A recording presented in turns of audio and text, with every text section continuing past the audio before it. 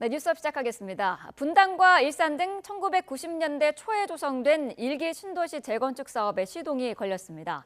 정부와 각 지자체는 올해 2만 6천 호 이상, 최대 3만 9천 호 규모의 정비 사업 선도지구를 정하기로 하고 구체적인 선정 기준을 발표했습니다. 김기봉 기자가 보도합니다. 입주 32년이 지난 일기 신도시가 재건축을 위한 첫 발을 뗐습니다. 국토부와 경기도 5개 도시 시장은 일기 신도시에서 올해 재건축 절차에 들어가게 될 선도지구 규모를 2만 6천 호 플러스 알파로 결정했습니다.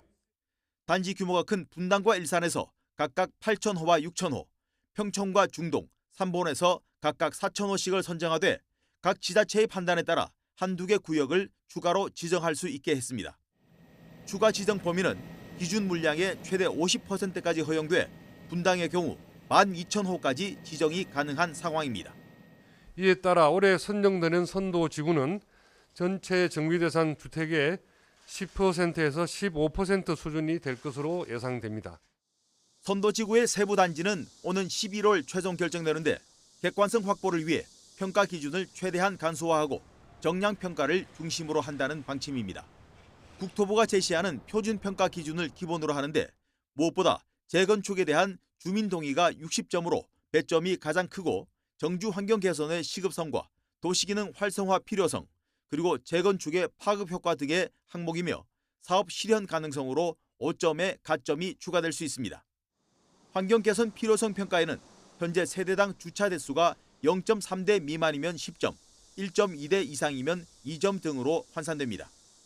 사업 추진의 파급 효과는 정비에 참여하는 단지 수와 세대 수가 많을수록 높은 점수를 받게 됩니다. 평가 항목 중 유일하게 정성평가가 가능한 항목은 도시기능 활성화 필요성 부문인데 해당 단지가 사유서를 써내면 반영될 수 있습니다. 조합원들이나 소유자들의 갈등 없는 그런 합의 과정이기 때문에 그 소유자들의 동의율이 가장 중요한 선정 지표로 선택된 거는 결국 나쁜 선택은 아니라고 봅니다. 재건축 진행 과정에 주민들의 이주 대책에 대해 정부는 주변 지역에 신규 공급을 확대하겠다는 원칙을 내놓았는데 본격적인 사업 과정에 함께 풀어야 할 숙제로 남았습니다. YTN 김기봉입니다. 네, 일기 신도시 선도지구 규모와 선정 기준이 발표되면서 앞으로의 일정은 어떻게 되는지도 관심입니다. 오늘 11월에 선도지구에 대한 구체적인 단지가 최종 결정이 되고요. 6년 뒤인 2030년 입주를 목표로 하고 있습니다. 오동건 기자가 자세히 정리했습니다. 일기 신도시 선도지구로 최종적으로 선정되기 위해선 주민 동의 요건이 우선 채워져야 합니다. 정비구역에 포함된 단지 가구와 상가 등 토지 소유자의 50% 이상이 동의를 해야만 합니다. 각 지자체는 주민 동의 조건이 채워진 단지에 한해 다음 달 25일부터 공모를 시작해 9월엔 제안서 접수, 10월엔 평가를 한 뒤 국토부와 협의를 거쳐 11월 선도지구를 최종 선정합니다. 올해 선정 작업이 마무리되면 26년까지는 행정 절차의 밑그림을 완성합니다. 25년 특별정비구역 지정, 26년 시행계획과 관리처분 관리계획을 수립해 27년 착공, 30년 입주를 목표로 합니다. 재건축 기간 동안 주민들의 이주 대책도 풀어야 할 과제입니다. 계획대로 진행된다면 6년 뒤 선도지구뿐만 아니라 일기 신도시 전체 최대 30만 호의 입주가 시작되는 셈이라 전월세 시장에 큰 영향을 줄 수 있기 때문입니다. 선도지구를 시작점으로 해서 일기 신도시 5개 지역에 27만 가구에 해당되는 물량들이 순차적으로 이주하지 않는다면 시기 조절에 실패를 한다고 하면 전월세 시장에 미치는 영향이 굉장히 큰 부분이라고 볼 수 있습니다. 정부는 이를 위해 신규 공급을 확대하고 정비 시기를 최대한 분산하겠다고 밝혔습니다. 각 지자체도 신도시별 기본계획에 이를 반영한 이주 대책을 포함할 예정이며 주민 설문조사도 진행해 이주 계획에 참고할 예정입니다. YTN 오동건입니다. 정치권 소식 알아보겠습니다. 오는 28일로 예상되는 최상병 특검법 재표결을 앞두고 국민의힘은 반대 당론으로 힘을 합치자는 데 공감대를 모았습니다. 당 지도부는 중진 의원들의 도움을 청하고 의원 개개인과는 접촉면을 넓히는 등 이탈표 저지에 총력전을 기울이고 있습니다. 김다연 기자가 보도합니다. 윤석열 대통령이 최상병 특검법에 거부권을 행사한 다음 날 국민의힘 원내 지도부는 중진 의원들과 비공개 간담회를 진행했습니다. 오는 28일 국회 본회의 재표결을 앞두고 특검 반대 당론으로 중지를 모으면서 이탈표를 막기 위한 본격 내부 단속에 나선 겁니다. 우리는 한치의 흐트러짐 없이 당론으로 이 부분에 관해서 우리의 의사를 관철시키는 행동을 할 수 있도록. 중진 의원들 역시 단일 대오 정비에 힘을 보태겠다고 약속했습니다. 친한 의원들이 있으면 또 어떤 동향 같은 것들을 알아가지고 당론에 부합하게끔 의견을 만들어달라 이런 이야기. 여당 이탈표가 최소 17표가 나오면 법안이 통과될 가능성이 큰데 현재 공개적으로 찬성 입장을 밝힌 의원은 안철수, 유이동, 김웅 등 3명입니다. 하지만 익명성이 보장되는 무기명 투표인 점과 이번 총선에서 낙선하거나 공천을 받지 못한 21대 의원들의 표심이 최대 변수입니다. 김웅 의원은 YTN과의 통화에서 소신껏 투표하겠다고 연락 온 의원들이 있었다며 이탈표가 10표까지 나올 수 있을 것 같다고 내부 분위기를 전했습니다. 당 지도부는 아직 단일 대오에 이상 기류는 없다는 판단이지만 전현직 원내 지도부가 의원들과 일일이 접촉해 설득하는 등 경계를 늦추지 않고 있습니다. 민주당이 여당 의원을 상대로 찬성표 설득을 하는 걸 두곤 상대 당의 균열을 유발하는 발언은 삼가야 한다며 불쾌감을 드러내기도 했습니다. 야당 일부 인사들이 윤석열 대통령 탄핵을 거론하자 이는 삼권 분립의 근간을 파괴하는 거라고 날을 세웠습니다. 대통령의 제2요구권이 권한 남용이라며 탄핵 추진을 위한 군부를 지피고 있습니다. 여권은 일단 이탈표가 17표까지 나오진 않을 거로 전망하고 있습니다. 하지만 이탈표가 두 자릿수 안팎으로 나올 경우 여당 원내 지도부, 나아가 윤 대통령 리더십에도 적잖은 상처를 입을 거라는 우려도 나옵니다. YTN 김다연입니다. 민주당은 다음 주 최상병 특검법 재표결에 대비해 이탈표 단속에 나선 국민의힘을 향해 무도한 정권의 공범이 될 거냐고 몰아세웠습니다. 여당 의원 전원을 상대로 특검법 찬성을 촉구하는 서한을 보내기도 했습니다. 정인용 기자입니다. 민주당 박주민 의원이 국민의힘 의원 전원에게 보낸 편지입니다. 재표결이 예정된 최상병 특검법에 찬성표를 던져달라며 최상병 순직 당시 생존대원 어머니의 당부도 담았습니다. 거부권 법안이 재표결을 문턱을 넘으려면 여당에서 최소 17명의 찬성표가 나와야 하는 만큼 이탈표심을 자극하기 위한 행보로 풀이됩니다. 당 차원에선 무도한 정권의 공범이 될 거냐며 여당을 향한 압박 수위를 한껏 끌어올렸습니다. 윤석열 호의 순장조가 되지 말라는 격한 표현도 마다하지 않았습니다. 집권당이 대통령 호위무사를 자처하며 국민의 뜻을 거부한다면 국민의힘 역시 무도한 정권의 공범으로 역사에 기록될 것입니다. 민주당은 다선 의원들을 중심으로 친분이 있는 여당 낙천자 그룹을 설득하기 위한 개별 접촉도 이어가는 것으로 전해졌습니다. 공중전과 물밑 여론전을 동시에 진행하며 이탈표 총력전을 벌이는 셈입니다.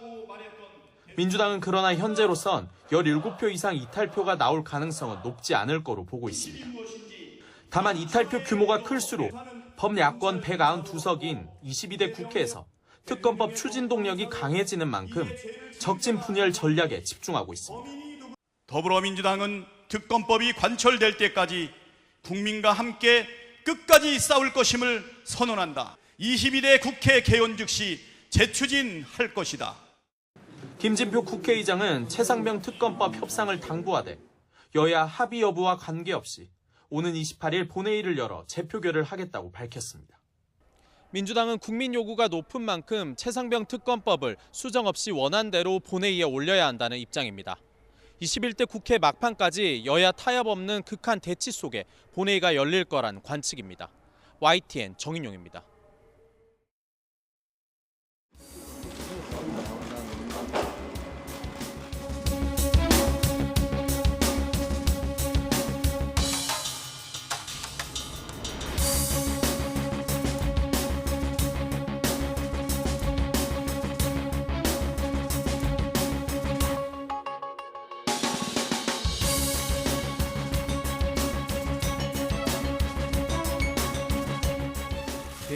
많이 필요하겠습니다.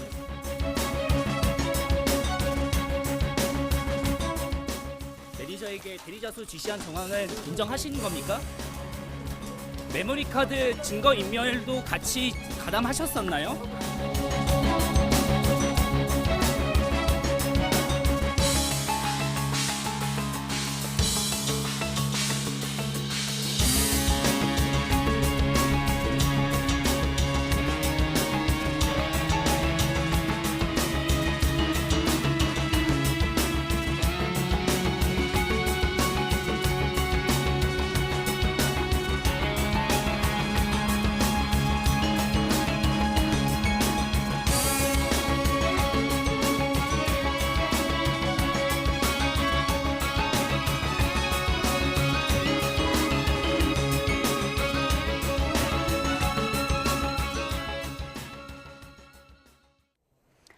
네, 뒤늦게 음주 뺑소니를 실토한 가수 김호중 씨.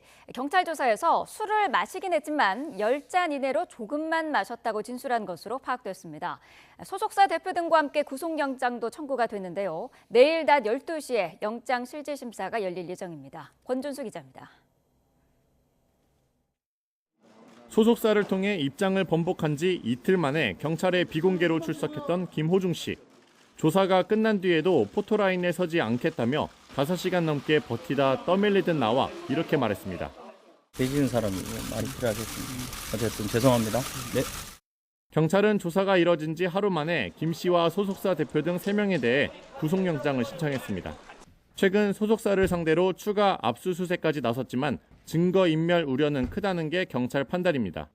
경찰 관계자는 사안 중대성이 클 뿐만 아니라 지금까지 조직적으로 증거를 은폐하려 한 정황을 바탕으로 빠르게 신청했다고 설명했습니다. 일단 김 씨에겐 뺑소니 혐의와 함께 단순 음주운전 혐의가 아닌 이보다 처벌 수위가 높은 위험 운전치상 혐의가 적용됐습니다. 사고 당시 김 씨의 혈중 알코올 농도 수치를 파악하지 못했기 때문입니다.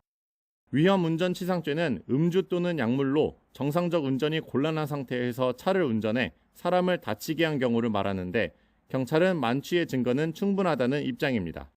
그러나 김 씨 측은 하루 전 경찰 조사에서 사고 당일 가장 먼저 들른 스크린 골프장에선 술을 마시지 않았다고 진술한 것으로 파악됐습니다.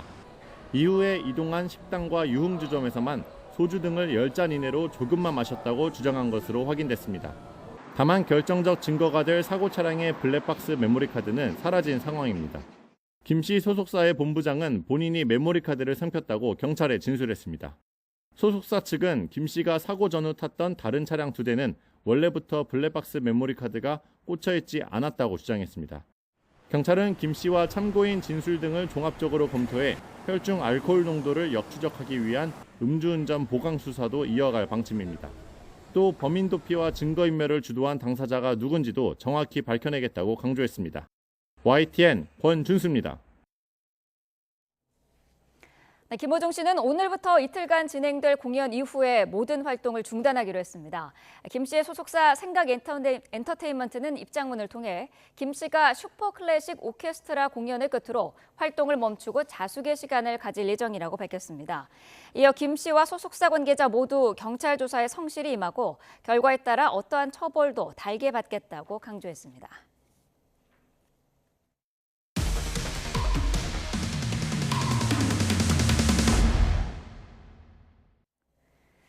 네, 김호중 씨가 전 매니저에게 돈을 갚지 않았다가 재판에서 진 사실이 뒤늦게 알려졌습니다. 결국 김 씨는 1,000만 원이 넘는 돈을 돌려주게 됐는데 해당 판결문을 다른 사람이 보지 못하게 해달라는 요청을 법원에 냈다가 받아들여지지 않았던 사실도 확인됐습니다. 김철희 기자가 단독 보도합니다. 지난 2020년 김호중 씨와 무명 시절부터 함께 일해온 전 매니저 A씨가 김 씨를 상대로 소송을 냈습니다. 자신이 김 씨를 위해 물심양면으로 지원해왔는데 미스터 트롯에서 입상한 뒤 말도 없이 지금 소속사와 계약했다는 게 A씨 주장이었습니다. 그러면서 지금까지 송금한 돈 가운데 정산금을 뺀 2,300여만 원은 빌려준 것이니 돌려달라고 요구했습니다. 논란이 불거진 뒤 김 씨 측은 터무니없는 주장이라고 일축했지만 법원은 A씨 손을 들어줬습니다. 지난해 1월 창원지법이 A씨가 변제기한 없이 김 씨에게 22번에 걸쳐 1,200여만 원을 빌려준 사실이 인정된다며 원고 일부 승소로 판결한 겁니다. A씨는 김씨가 소속사를 옮긴 직후 수익의 30%를 지급하겠다고 약속했다며 약정금 2억여 원도 요구해왔는데 이 부분은 받아들여지지 않았습니다. 이후 김씨가 상고하지 않으면서 판결은 그대로 확정됐습니다. 그런데 패소 다음 날 김씨 측이 법원에 다른 사람이 판결문을 보지 못하게 해달라며 열람 제한을 신청한 사실도 확인됐습니다. 일반적으로 성범죄 사건이나 형사 사건의 판결문은 열람 제한 신청을 하는 경우들이 있는데요. 이번 경우에는 민사 사건이긴 하지만 당사자가 유명인이다 보니까 언론에 보도가 될 위험성 같은 것을 우려해서 민사소송 결과에도 민감했던 김 씨는 음주운전이라는 형사사건 피의자 신분으로 대중의 관심 한가운데에 서게 됐습니다. YTN 김철입니다. 네, 이른바 개통령으로 알려진 반려견 훈련사 강영욱 씨와 관련된 논란이 일파만파 확산하고 있습니다. 강 씨가 운영한 회사의 직원으로 일하면서 갑질을 당했다는 주장이 쏟아지고 있는데요. 최근에 불거진 의혹들 하나씩 살펴보겠습니다. 네, 먼저 CCTV 등을 통한 직원 감시 의혹입니다. 강 씨는 2017년까지 신사동에서 보듬 컴퍼니 사무실을 운영했는데요.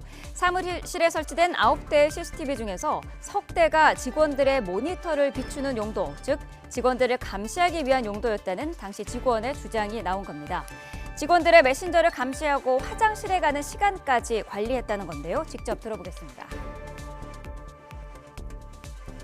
섹스쯤 되면은 이제 화장실 다녀오시라고 지시가 내려오시더라고요. 카페로 한 번에 가셨으면 좋겠다. 다른 데로 가지 마셔라. 방법용이 아니라 직원 감시용 제가 엄연히 불법이다 이러니까 법대로 해봐? 어디서 회사에 함부로 법 얘기해. 법대로라면 너네 근무 태만으로 다 잘랐어.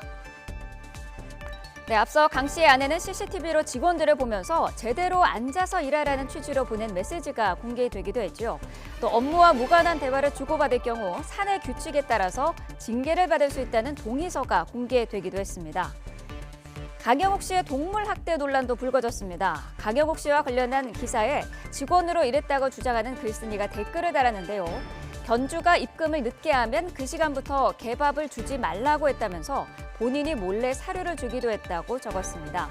이 밖에 벌레만도 못하다, 기어 나가라와 같은 막말 논란과 개 목줄을 던지는 과격한 행동, 또 배변 봉투에 담긴 명절 선물을 받았다는 누리꾼의 댓글까지 인성 논란도 함께 불거진 상황입니다. 제기된 의혹 중에서 어디까지가 사실인지는 당사자가 직접 밝혀야만 알 수가 있겠죠. CCTV 감시 의혹 등과 관련해서는 법적 공방으로 확산할 가능성도 있습니다. 전문가 이야기 들어보겠습니다. 개인이 핸드폰을 소지하고 있는 상태에서 CCTV 영상을 현출하고 핸드폰에 CCTV 영상을 현출한다면 그 자체로 핸드폰 기능을 사용해서 녹화도 가능함이 사실입니다. 만약 녹화까지 이루어졌음이 밝혀진다면 이때는 단순한 개인정보 처리보호법 위반을 넘어서서 여직원이 옷을 갈아입는 작은 공간에 CCTV 영상물을 녹화했다면 이때는 성폭력처벌법상 카메라 등 이용 촬영 시도 충분히 논할 수는 있겠습니다. 동료와 대화하지 말라는 그런 동의서를 작성했어도 이제 인권 침해에 해당할 수 있는 내용이기 때문에 그런 부분은 효력이 없습니다. 그 노동부의 직장 내 괴롭힘으로 진정을 할 수 있는데 이 괴롭힘 행위자가 그 사업장의 사용자와 그 친족이기 때문에 벌칙 규정이 마련되어 있어서 노동부에서도 적극적으로 조사를 하지 않을까 싶습니다. 네, 보듬 컴퍼니는 갑작스러운 폐업을 결정한 가운데 강영욱 씨는 침묵을 이어가고 있습니다. 조만간 강 씨가 입장을 밝힐 수도 있다는 전망도 나오는데요. 제기된 의혹들에 대해서 충분한 해명이 이루어질지 관심이 쏠리고 있습니다.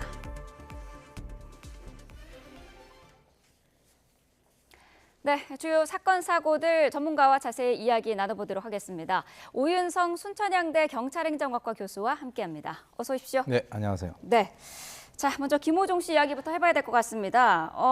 일단은 검찰이 구속영장을 청구를 했는데 음주운전 혐의는 적용이 안 된 거죠? 예, 그렇습니다. 지금 이제 사실 그 국립과학수사연구원에서 지난주에 그 음주 대사체 검출이 됐다라고 하는 그 이후에 네. 그 이 김호중 씨 같은 경우는 음주 사실을 인정을 하고 그리고 반성문도 제출을 했습니다. 그런데 그래서 이제 이번에 사실 그 음주운전 혐의가 적용될 거라고 이제 생각을 했었었는데 지금 구속영장 청구를 하면서 나온 것이 이제 특가법상의 도주치상 그 위험 운전치상 그리고 이제 사고하고 난 이후에 현장에서 조치를 하지 않고 도주를 했다라고 하는 그 도로교통법 위반 네. 그리고 범인 도피 방조 혐의 이러한 그 혐의로 구속영장이 청구가 됐습니다. 네. 자, 위험 운전 치상 혐의라는 거는 어떤 건가요? 이게 이제 사실 그 지금 음주운전을 우리가 처벌하려고 하면 네. 그 정확한 그 혈중 알코올 농도가 나와야 됩니다. 근데 이제 지금 알려지기로는 17시간 이후에 이제 그 출두를 해서 네. 측정을 했기 때문에 정확한 것을 우리가 이제 알 수가 없는 그런 상황이죠. 그런데 이제 음주운전 같은 경우는 이 간접 증거로 인해서 그 이것이 인정된 경우가 한 번도 없었다라고 하는 그런 측면이 있습니다. 네. 그러니까 즉 다시 말해서 엄격한 증명이 없으면은 처벌을 그 할 수가 없다라고 하는 그런 측면에서 아마도 이제 그 이게 다른 이제 음주운전을 갖다 인정을 한 것이 아니라 지금 다른 그 제목으로 네. 인정을 한 것이죠. 소속사 대표 그리고 본부장에 대해서도 구속영장이 이제 청구가 됐는데 김호중 씨를 대신해서 경찰에 자수한 매니저는 이번에 빠졌어요. 예, 지금 이제 3명이 그 구속영장이 청구가 됐는데요. 네. 김호중 씨를 포함을 해서 소속사 대표에게는 그 범인 도피교사, 네. 그리고 이제 본부장에게는 뭐 이 안에 있는 메모리 카드를 뭐 이렇게 훼손했다 그랬지 않습니까? 네. 그래서 증거인멸 등 혐의가 적용이 됐습니다. 그런데 김 씨 매니저가 처음에 이제 그 최초의 강남 경찰서에 자수를 하러 갈 때 이 김 씨가 입었던 옷을 입고 가서 이렇게 자수를 하지 않았습니까? 네. 그런데 이제 그것은 이 사건 초기에 이러한 행동이 이 행위 자체가 본인 스스로 주도한 것이 아니라 아무래도 이제 뭔가 어떤 그 윗선의 지시에 의해서 그렇게 행동을 했다라고 이제 보는 것인데 네. 사실 뭐 구속영장을 신청하지 않았다라고 해서 처벌하지 않는 것은 아닙니다. 불구속 수사를 갖다가 하는 것이고요. 네. 이 사람에게 적용된 혐의 같은 경우는 위계에 의한 그 공무집행 방해 혐의가 있기 때문에 구속은 하지 않는다 하더라도 아마 불구속으로 수사가 계속될 것으로 그렇게 예측이 됩니다. 네. 자, 증거인멸과 관련해 가지고 메모리 카드를 이 본부장이 삼켰다라고 진술을 했다고 지금 알려졌어요. 이게 삼키는 게 가능한 일인지 또 그렇게까지 할 일인지 그 부분은 어떻게 보세요? 예, 글쎄요. 이게 이제 그 메모리 카드와 관련돼서 처음에는 아예 없었다라고 얘기했고 그 다음에는 훼손했다라고 나왔는데 네. 지금은 이제 뭐 삼켰다라고 하는 얘기가 나왔습니다. 이게 무슨 간첩들이 뭐 증거인멸을 하는 것도 아니고 네. 뭔가를 숨기고자 하는 그 강한 그 어떤 증거인멸의 의지가 없이는 이런 행동을 갖다 하기가 힘들 것 같은데 네. 글쎄요. 지금 이제 경찰은 이 본부장이라고 하는 사람이 이 그 메모리 카드를 삼킨 이 행위가 독자적으로 판단을 해서 이루어진 것인지 아니면은 이제 김호중 씨를 비롯해서 어떤 그 다른 관련자들의 그 협의에 의해서 이 해당 사실을 알고 공모를 했는지에 대해서 수사하고 있는데요. 네. 글쎄요, 이 메모리 카드 안에 뭔가 어떤 그 드러내고 싶지 않는 그 결정적인 장면 또는 음성 이런 것들이 있기 때문에 그런 것이 아닌가라는 추정이 가능합니다. 네. 자, 김호중 씨가 또 경찰 조사에서 사건 당일에 마신 술의 양에 대해서도 이제 언급을 한 것으로 알려졌는데 소주 10잔 정도 마셨지만 많지는 아니었다 이렇게 얘기를 했어요. 이게 별로 큰 의미가 있을까요?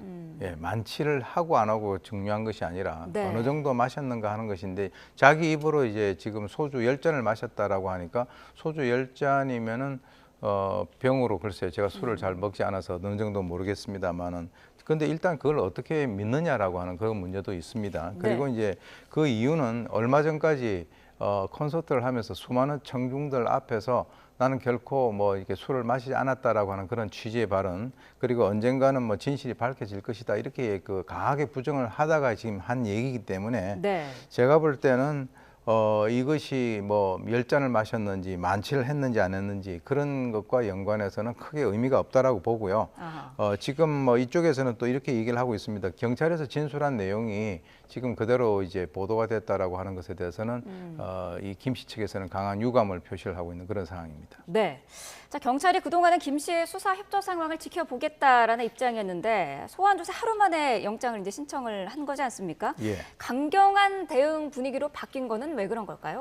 글쎄요, 강경한 대응 분위기는 그동안에 사실 그 이 김 씨 측이 조직적인 증거 인멸이라든가 그리고 강한 그 음주운전에 대한 어떤 부정, 뭐 사실 그 교통사고 특례법에 의해서 중앙선 침범이라든가 현장 조치를 하지 않고 도주를 했다든가 하는 이런 여러 가지 것들을 보게 된다면 충분히 뭐 처벌할 수 있는 그런 상황임에도 불구하고 음주운전을 하지 않았다라고 하는 그런 얘기들을 많이 해 왔었죠. 네. 그리고 이제 경찰 수사에도 그렇게 어떤 협조라든가 이런 것들이 이루어지지 않았기 때문에 처음에는 구속영장 신청을 검토를 하겠다라고 얘기를 했는데 경찰에서는 구속영장을 이제 신청을 했고요. 그리고 이제 검찰에서도 이것을 받아들여서 지금 구속영장을 신청을 한다라고 하는 얘기가 들려오고 있습니다. 네.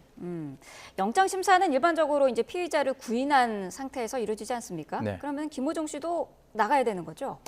지금 나가야 되는 그런 상황이라고 저는 보고요. 네. 왜 그러냐면 지금 이제 이게 뭐하고 같이 겹치냐면 오늘 내일 그 공연을 하겠다라고 네. 얘기를 하고 있지 않습니까? 그렇습니다. 그런데 이제 영장 실질 심사가 24일 날 뭐 오전에 있을 것이다라고 하는 그 얘기도 있기 때문에 네, 12시쯤으로 지금 나왔더라고요. 그렇습니다. 네. 그래서 이제 그와 연관돼서는 과연 공연을 할 수 있을까라고 하는 그런 얘기도 나오고 있고요. 네. 또 이제 이 공연이라고 하는 것도 최초에는 이미 그 10일, 12일은 이 사건이 불거지기 전에 공연을 했었고요. 그리고 18, 19일은 불거지고 난 이후에 공연을 강행했습니다. 네. 근데 이제 또 공연을 하겠다라고 하니까 그 공연이 이제 이번 23일, 24일에 열리는 월드 유니언 오케스트라 슈퍼 클래식이라고 하는데요. 그와 관련돼 가지고 지금 일부 언론 보도에 의하면 리허설 명단에 이 김 씨가 포함이 되어 있지 않다라고 하는 그런 그 보도도 있는데 네. 지금 현재 여러 가지를 고려를 하고 있지 않을까라고 생각이 들고요. 네. 그리고 이제 공연을 하겠다라고 하는 것도 팬클럽과의 약속을 끝까지 지키겠다라고 이렇게 표면적으로 얘기는 하고 있습니다만 내면적으로 보게 된다면 만약에 그 지금 본인은 출연료를 받지 않고 출연하겠다라고 하는 거죠. 네. 근데 그것이 이번에 이제 공연을 갖다가 만약에 이것이 그 취소가 된다면 위약금이 상당할 것이다라고 하는 그런 얘기도 들립니다. 네. 자, 지금 영장 발부 가능성은 어떻게 보고 계시나요?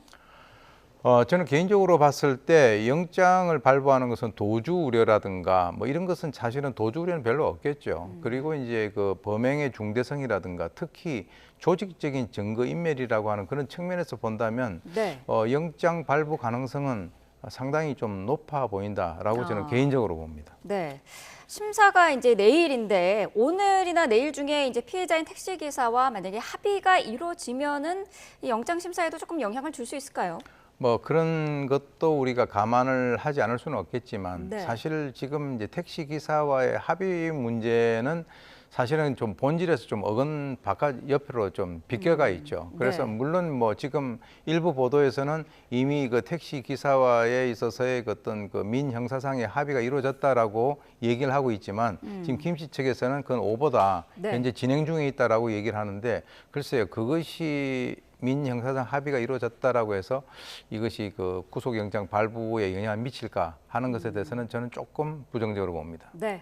자, 내일 김호중 씨는 구속의 갈림길에 서게 됩니다. 관련 내용 자세히 내일도 들여다봐야 될 것 같습니다. 자, 다음 사건으로 넘어가 보죠. 직장 내 괴롭힘, 갑질 논란에 휩싸인 강영욱 씨. 함께 일했던 직원들이 폭로한 내용인데 어떤 내용들인가요? 지금 여러 가지 내용들이 이제 그 강 씨가 운영하는 그 보듬 컴퍼니라고 하는 거기에서 일했던 그 직원들이 온라인 구직 사이트에다가 올린 그런 내용들인데요. 네. 직장 내에서의 그 어떤 갑질 논란이라든가 또는 뭐 거기에 대해서 뭐 여러 가지 이간질을 한다든지 또는 가스라이팅이 있었다. 또 직원들에 대해서 뭐 메신저로 감시를 하거나 SNS를 검열을 했다. 네. 또 아까 뭐 보도 나왔습니다만은 곳곳에 CCTV를 설치해서 직원들 감시를 했다라고 하는 이런 여러 가지 얘기들이 있었고요. 네. 그리고 이제 무보수로 시간에 추가적인 근로를 강요를 한다든가. 그래서 지금 현재 나와 있는 것은 이 구직 플랫폼에 있어서의 보등 컴퍼니 후기들에 게재된 그 평점이 5점 만점에 1.7 정도 됐다라고 하는 것이죠. 네. 그러니까 지금 구체적인 예를 들어 본다면 실제로 뭐 아까 얘기 나왔습니다만 명절 선물로 배변 그 봉투에 스팸을 6개 넣어서 줬다. 이건 참 이해하기 힘든 그런 부분인데요. 네. 뭐 그런 것들도 있고 또 이제 임금차별이라든가 영업이익이라든가 갑질 또 사직서 내에 비밀을 반드시 유지를 해야 된다라고 하는 그 조항이 포함되어 있는 거 뭐 네. 이런 등등이 여러 가지에 포함이 되어 있습니다. 네, 강영욱 씨가 일단 회사 대표고요. 강영욱 씨의 아내가 회사의 이사를 맡고 있는데 직원들에게 동의서를 작성하게 하고 메신저까지 감시를 했다고 해요. 그렇습니다. 이게 이제 직원 주장에 의하면 2018년도에 사내 메신저 관리자 유료 기능 결제를 하는 그 과정에서 네. 이 강영욱 씨 부부가 아마 이제 대표 그리고 이사로 이제 근무를 하고 있는 것 같은데 6개월치 직원 간의 대화를 모두 봤다라고 하는 증언이 나왔습니다. 근데 네. 그 당시에는 이제 그 열람 동의서에 그 서명을 갖다가 하지도 않은 그런 상태였는데 사실 이게 메신저 같은 경우는 윗사람에 대한 어떤 그 불만이라든가 가벼운 농담 같은 것들이 포함이 돼 있지 않습니까? 네. 그런데 이제 사실 이것을 보고 난 이후부터 이 두 사람이 직원들에 대한 어떤 감시라든가 통제가 훨씬 더 강해졌다라고 하는 그런 주장이 나오고 있고요. 네. 제가 봤을 때는 뭐 아마 저 직원들이 뒤에서 우리들에게 무슨 얘기를 하고 있는가라고 하는 것에 대해서 뭐 알고 싶은 것은 있겠지만 네. 그걸 사실 알면 그때부터는 상당히 좀 불행해질 수도 있거든요. 그래서 통제 감독이라고 하는 그런 의미를 넘어서 일종의 감시라고 볼 수밖에 없는 그런 상황입니다. 네, CCTV로 직원들을 감시했다는 의혹에 또 직원들이 화장실을 이용하는 시간까지 정해줬다 이런 진술도 나오고 있는데 어떻습니까? 통제를 하려는 그런 의혹이랄까요? 그런 게 강했다고 보면 될까요? 네, 그거는 이제 강하다는 것을 넘어서 이제 일종의 어떤 그 범법 행위까지도 이제 포함을 할 수가 있는데 네. 이게 이제 CCTV가 알려져 있기로는 강 씨가 일본 출장을 갔을 때 CCTV 업체 직원이 사무실을 방문을 해가지고 CCTV가 잘 안 보인다. 이걸 좀 뭔가 이렇게 확인을 하러 왔다. 이렇게 해서 알게 됐다는 거죠. 네. 지금 이제 그 직원 주장에 의하면 실제로 이제 그 2017년까지 이 보던 컴퍼니가 운영을 했던 신사동 사옥에 그 당시에 이제 직원이 6명이 근무를 했는데 그 총 9대 CCTV가 설치가 돼 있어 가지고 6대는 사람 그리고 나머지 3대는 그 직원들 모니터를 촬영을 하고 있었다라고 하는 것입니다. 그래서 이제 심지어 여직원들이 옷을 갈아입는 그 공간에까지 CCTV가 이제 설치가 돼 있어서 아마 이제 불법 여부에 대해서 좀 이렇게 항의를 했던 것 같은데 네. 이때 이제 강 대표 같은 경우는 어디서 법 얘기냐 법대로라고 한다면 너희들 근무 태만으로 모두 다 잘렸다 이렇게 얘기를 갖다 했다라고 하고요. 네. 그다음에 지금 이제 화장실 이용과 연관돼서는 이건 이제 개인의 어떤 생리적인 것과 연관된 것인데 실제로 그 보던 컴퍼니 1층에 네. 직원들이 아닌 그 고객들 화장실이 있었대요. 그런데 그 위층에 사용을 했는데 많이 막히니까 지금 이제 강 씨의 그 부인이 하는 얘기가 지금 차로 한 10분 정도 떨어져 있는 그 근처 카페 화장실을 이용을 해라. 그것도 네. 오후 3시에 한꺼번에 가라. 아하. 이렇게 되니까 이게 사실은 개인의 어떤 생리적인 반응이 시간에 따라서 이렇게 합쳐서 갈 수 있는 그런 상황은 아니잖아요. 네. 그래서 그 전에 화장실 가는 것을 뭐 참을 수밖에 없었다. 그리고 이제 지금 직원들이 느끼기에는 마치 그 직원들을 갖다가 강아지 배변 훈련 시키는 것 같다. 아하. 사람 취급을 하지 않는 것 같다. 이런 얘기까지도 나왔습니다. 네. 자, 여기에 더해서 견주가 돈을 입금하지 않으면은 그 해당 강아지에게는 밥을 주지 말라라고 했다는 진술도 나왔는데 이거는 동물학대 아닌가요? 예, 지금 이제 사실 강 대표 같은 경우는 뭐 개통령이라고 하는 그런 그 여러 가지 닉네임이 붙어서 개들을 상당히 사랑하는 사람으로 알려져 있는데 네. 지금 이 개를 위탁을 했던 그 당사자가 돈을 입금을 하지 않으면 강아지에 대해서 아예 그 먹이를 주지 말라라고 하는 그런 그 지시를 내렸다는 것이 전 그 직원의 주장입니다. 네. 그런데 이제 그 당시에 그 너무 충격을 받아가지고 자기는 살짝 숨어서 이제 사료를 갖다가 제공을 했는데 그 당시에 그 개의 이름과 종류까지도 자기가 기억을 하고 있다라고 하니까 네. 사실은 이런 그 증언들이 상당히 또 충격적으로 우리가 받아들일 수밖에 없는 그런 상황입니다. 네. 뭐 한 직원은 퇴사 후에 10,000원도 안 되는 돈을 입금받았다고 하면서 이제 급여 문제도 나오고 있는 상황인데 이러한 부당한 대우에도 직원들이 신고는 하지 않았더라고요. 그것이 왜 그러냐면 지금 이게 동종업계 그쪽은 상당히 좀 좁잖아요. 네. 그렇기 때문에 이제 그런 것들에 대해서 좀 부담이 있을 수도 있고요. 또 사직서에는 만약에 어떤 문제를 만들었을 때는 민형사상 책임을 지겠다라고 하는 그런 그 규제 그 내용들이 포함이 돼 있었다는 거죠. 네. 그리고 이제 노동청에 결정적으로 신고를 하지 않은 것은 어떤 한 퇴사자가 과거에 한번 그렇게 신고를 했던 일이 있었다고 해요. 네. 그런데 그 경영진 중에 한 명이 그 사람에 대해 가지고 아주 욕설과 고함을 지르고 이 사람 누가 고용을 했느냐라고 해서 서로가 막 싸우고 하는 이런 것들을 보고 직원들이 상당히 겁을 먹었다라고 하는 그런 얘기도 있습니다. 네. 자, 논란이 불거지면서 고용노동부가 직권조사에 나설지도 검토를 하고 있다고 하는데 가능성이 있을까요? 지금 현재까지는 그 이쪽에 어떤 신고된 것은 없다라고 합니다. 네. 그리고 이제 그 해당되는 그 사무실 주소지가 남양주 쪽인데 그쪽에서 고용노동부에 있는 그 지청에서도 현재까지 들어온 것은 없지만 언론 보도를 면밀히 살피면서 거기에 대해서 대처를 하겠다라고 하니까 제가 볼 때는 아마 이것이 그 정상적으로 이어질 가능성이 상당히 높다라고 봅니다. 네. 자, 강영욱 씨는 지금 여전히 침묵을 이어가고 있습니다. 입장을 조만간 내놔야 될 것으로 보는데 어떻게 보십니까? 원래 지금 이 그 보도가 되고 난 이후에 뭐 여러 언론 매체들이 그쪽의 입장을 듣기 위해서 이 연락을 했는데 네. 그쪽에서는 아예 연락이 안 되고 있는 그런 상황이고요.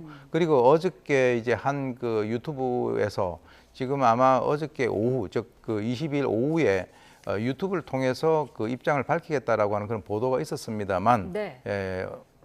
아직까지는 보도가 없는 그런 상황인데요. 네. 뭔가 좀 정리를 해서 그 자신의 입장을 갖다 좀 이렇게 밝혀야 될 그런 상황이 아닌가라는 생각이 듭니다. 네.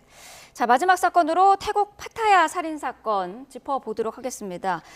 국내에서 붙잡혔던 피의자 이모 씨가 어제 검찰에 구속 송치가 되는데 혐의가 바뀌었더라고요. 예, 최초에는 이제 살인 방조 혐의가 이제 적용이 됐는데 이제 네. 그 이유가 뭐냐면 지금 사건이 발생된 것도 외국이고 지금 모든 사람들이 다 이제 흩어져 있는 상태에서 유일하게 한국에 들어왔던 그 이 씨를 그 경찰이 검거를 했는데 네. 이것이 이제 증거가 명확하지 않는 상태에서 뭐 살인 혐의로 만약에 그 구속영장을 신청을 했을 때 이게 기각이 될 수 있는 그런 가능성이 있기 때문에 이 살인 방조죄를 갖다가 이제 그 적용을 했는데 네. 이번에 그 귀국을 하고 난 이후에 조사를 하는 그 과정에서 이 사람도 명확하게 강도 살인을 하는 그 과정에 포함이 된 일종의 어떤 그 종범이 아니라 공동정범이다라고 하는 그런 결론을 내린 것 같습니다. 네. 그래서 이제 공범들과 함께 이 피해자를 살해한 그 증거를 포착을 했다라고 하고요.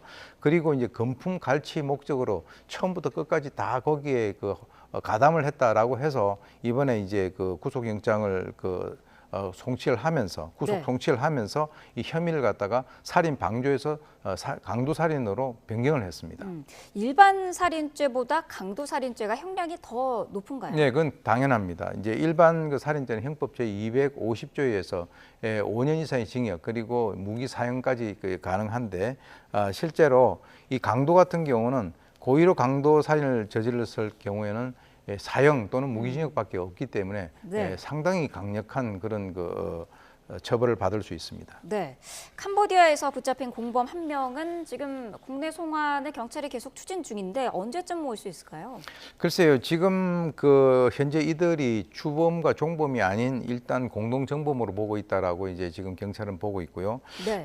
경찰이 캄보디아에서 검거된 그 20대입니다. 이 공범 한 명에 대해서는 지금 이번 주 내로 국내 송환을 갖다가 추진을 하고 있다라고 하면서 네. 일단 송환이 되면은 경찰은 그 사람에 대해서 지금 수사를 할 수 있는 모든 그 전반적인 준비를 다 하고 있다 이렇게 밝히고 있습니다. 네.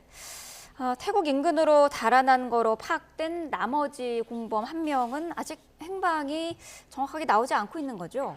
지금 뭐 알려져 있기로는 아마 이제 미얀마 쪽으로 달아났다. 뭐 지금 그것은 이제 그 사람의 아내의 진술에 의한 것인데요.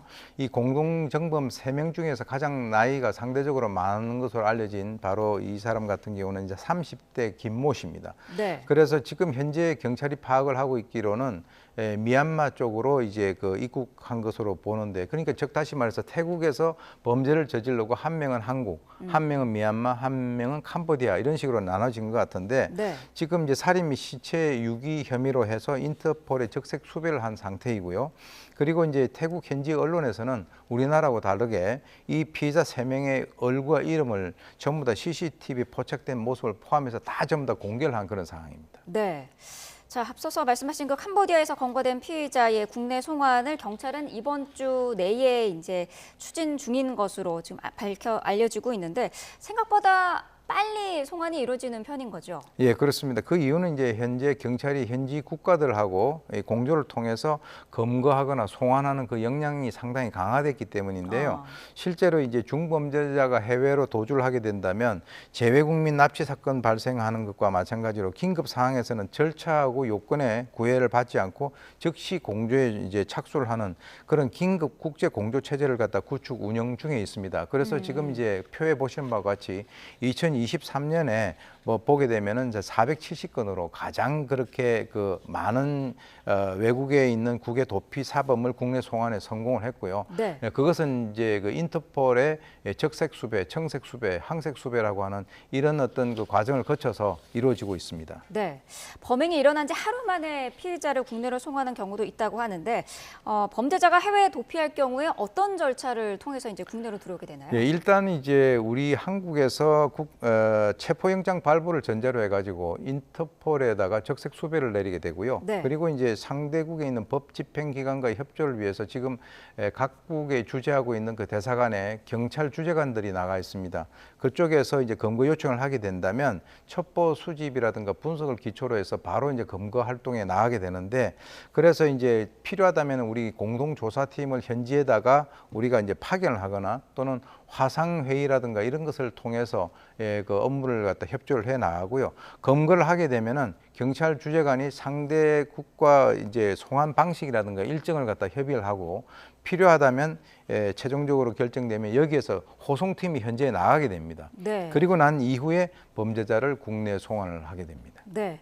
자, 이번 사건은 태국에서 일어난 사건인데 베트남이나 태국에서 범죄자들이 도피를 이곳으로 이제 정하는 경우가 많다고 하더라고요. 예, 그렇습니다. 이제 뭐 지금 뭐 미국이라든가 이런 뭐 또 다른 나라들보다는 이 동남아에 있는 특히 뭐 태국, 아까 말씀하신 베트남 이게 상당히 많이 이제 나가게 되는데요. 네. 그 이유는 이제 특히 태국 같은 경우를 한번 예를 들어 보면 이 IT의 인프라가 상당히 그 구축이 돼 가지고 이게 인터넷 속도가 굉장히 빨라요. 그래서 불법 그 자금 같은 것을 송금을 한다든가 이런 것들이 이제 가능하고요. 네. 또 하나는 이제 대마가 2022년 6월에 이제 합법화됐지 않습니까? 네. 그렇기 때문에 이제 대마 판매라든가 이런 것과 이 그 마약과 연관돼 있는 거, 그리고 이제 특히 태국 같은 경우는 미얀마, 라오스, 캄보디아 3개국과 국경을 접경하고 또 이제 아래쪽에는 바다로 이제 이어지기 때문에 네. 그렇게 여러 가지 그 어떤 도주라든가 탈출을 할 수 있는 그런 가능성이 상당히 높고요.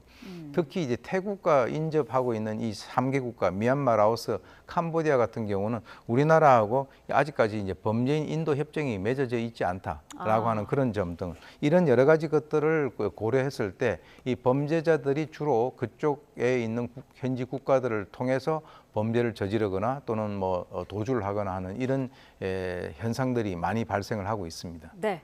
자, 이번 살해 사건의 남은 피의자도 하루빨리 검거가 돼야 할 것 같습니다. 굵직한 사건들 짚어봤습니다. 오윤성 순천향대 경찰행정학과 교수와 함께했습니다. 말씀 감사합니다.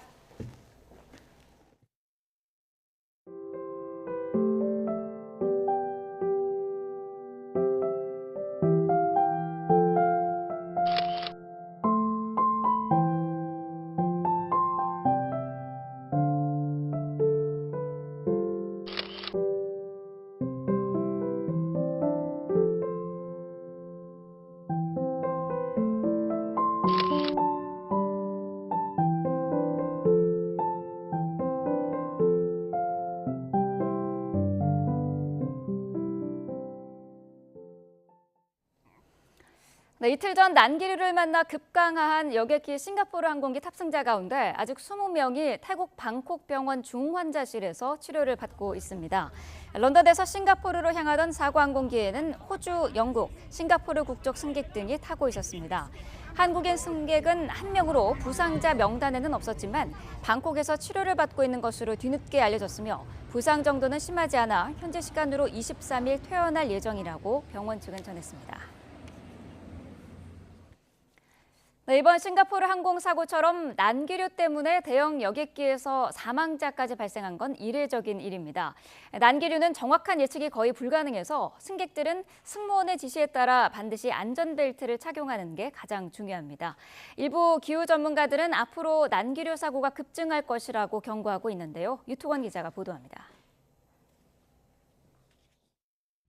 재작년 말 하와이에 근접한 여객기가 1000m 상공에서 강력한 난기류를 만나 승객과 승무원 30여 명이 다쳤습니다.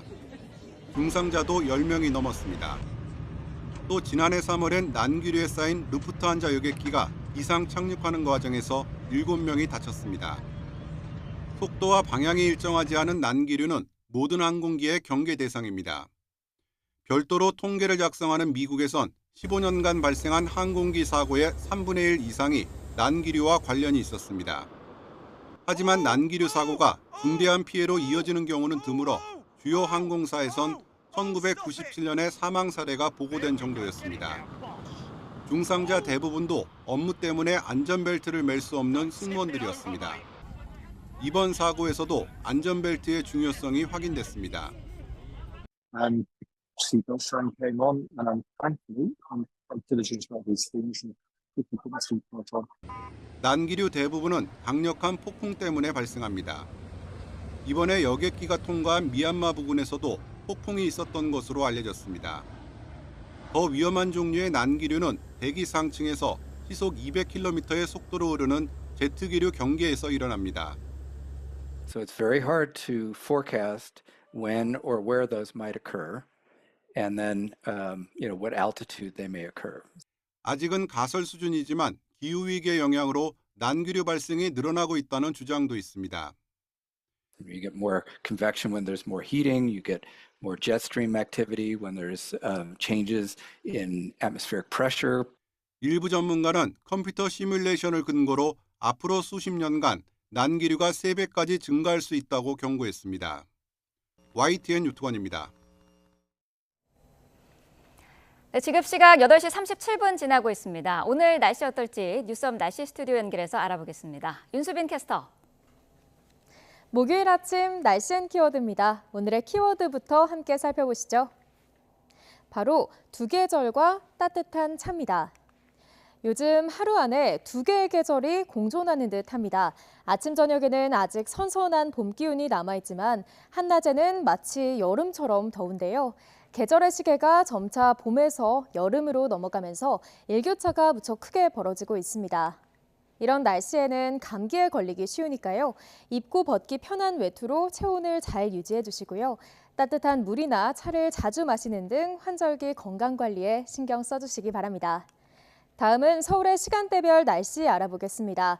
오늘 서울 아침 기온은 15.8도로 어제와 비슷하게 출발했는데요.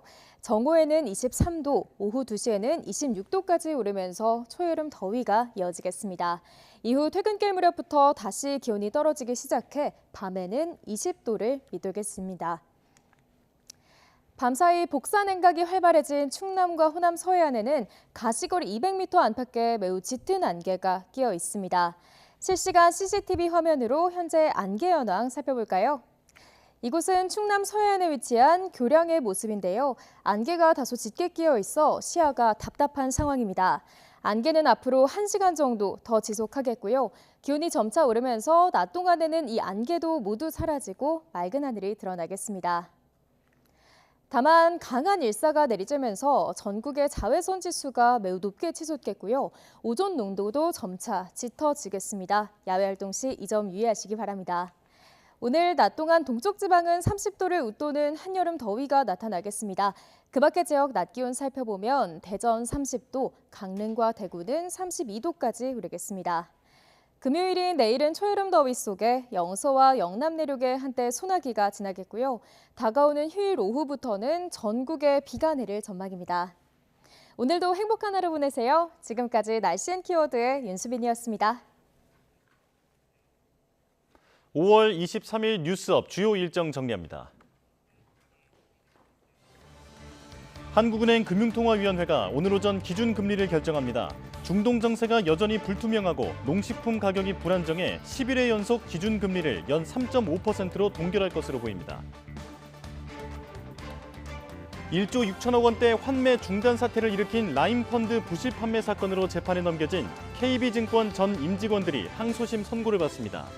앞서 1심에서 KB증권법인은 펀드 수수료가 없는 것처럼 허위 표시하거나 주의 감독을 소홀히 한 혐의로 벌금 5억 원을 선고받았고 개인적 이득을 취한 팀장은 징역 2년의 실형, 다른 전 임직원들은 집행유예를 선고받았습니다. 오늘 오후 경남 김해 봉하마을에서 노무현 전 대통령 15주기 추도식이 열립니다. 국민의힘 황우여 비상대책위원장, 더불어민주당 이재명 대표, 조국혁신당 조국 대표 등 여야 지도부가 총출동합니다. 국민의힘 황우여 비상대책위원장이 노 전 대통령 추도식 뒤 경남 양산의 평산마을을 찾아 문재인 전 대통령을 예방합니다. 외연 확장과 정치 복원의 의미를 담은 행보라는 분석이 나옵니다. 뉴스업 주요 일정이었습니다. 정부가 고령자 운전 자격을 제한적으로 관리하겠다고 발표했다가 논란이 일자 하루 만에 진화에 나섰습니다. 직구에 이어 이번에도 사회적으로 민감한 이슈에 대해 설익은 정책을 내놨다는 비판이 나옵니다. 최두희 기자입니다. 지난 20일에 국토교통부와 경찰청이 내놓은 2024년 교통사고 사망자 감소 대책입니다. 교통안전을 현저하게 위협하는 경우 고령자 운전 자격을 제한적으로 관리하겠다는 내용이 담겼습니다. 고령 운전자 교통사고가 증가하는 만큼 꼭 필요한 제도라는 평가도 나왔지만 교통약자인 어르신들의 이동권을 과도하게 제한하는 것 아니냐는 지적이 일자 경찰청은 하루 만에 자료 내용에 오해가 있었다는 설명 자료를 냈습니다. 특정 연령층을 대상으로 하는 제도가 아니고 나이와 상관없이 의료적, 객관적으로 운전자 운전 능력을 평가해 교통사고 위험성이 높은 경우에 적용하겠다며 한 발 물러선 겁니다. 고령자들은 연령 제한을 두는 방식은 공감을 얻기 힘들다는 반응입니다. 연령 제한보다는 정신적인 건강, 그다음에 육체적인 건강을 기준으로 해서 설정해서 아마 정해야지 그냥 20세 노인도 있고 60세 청년이 있듯이. 좋은 정책을 쓰려고 노력하는 것은 이해를 합니다.